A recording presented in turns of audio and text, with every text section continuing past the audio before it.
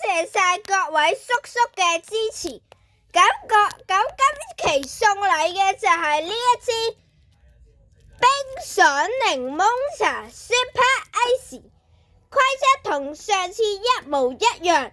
你只要喺2025年12月13號之前親臨我哋康慈安苑安欣閣1511室，係 A 座啊，你就可以有呢支維他嘅冰爽檸檬茶。佢嘅到期日係2026年8月20號㗎，所以係足夠俾你飲嘅。咁呢，同樣地都喺12月13號之前嚟到我哋1511，我哋會問你一啲問題。你如果答啱晒嗰啲問題之後呢，你今次都要 like 埋我哋嘅 Instagram 咁先有㗎。咁呢，我哋公佈，我哋會喺2025年12月20至21號公佈結果嘅。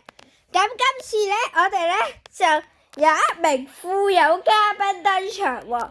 咁嗰位嘉賓呢就係三叔啦。你做富有，你媽媽都富有。咁你呢就佢呢買呢支冰冷檸檬茶嘅。唔係我買嘅。咁所以呢，你到時都要 thanks 返佢啊！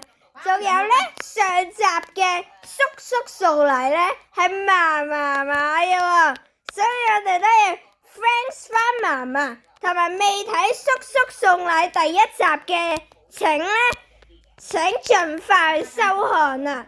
咁我哋呢，而家呢仲有啲時間呢，我哋呢可以介紹埋嘅。咁我哋下期呢，我哋就會送 VLT 無糖檸檬茶嘅。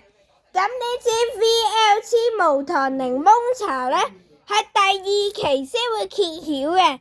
咁所以我呢，而家淨係會 show 嘅到期日嘅啫，2026年8月12號。咁下期嘅 information 呢，就請睇叔叔送禮嘅第3集，亦都會有第2個神秘嘉賓出現。咁嗰個神秘嘉賓唔知係邊個呢？我哋而家有啲選擇嘅人士俾你喎。A 爺爺 B 二叔 C 四叔 D 嫲嫲 E 三叔 F 5個都有份埋。咁今集嚟到呢度係咁先，期待叔叔送禮第3集，下集再見，拜拜。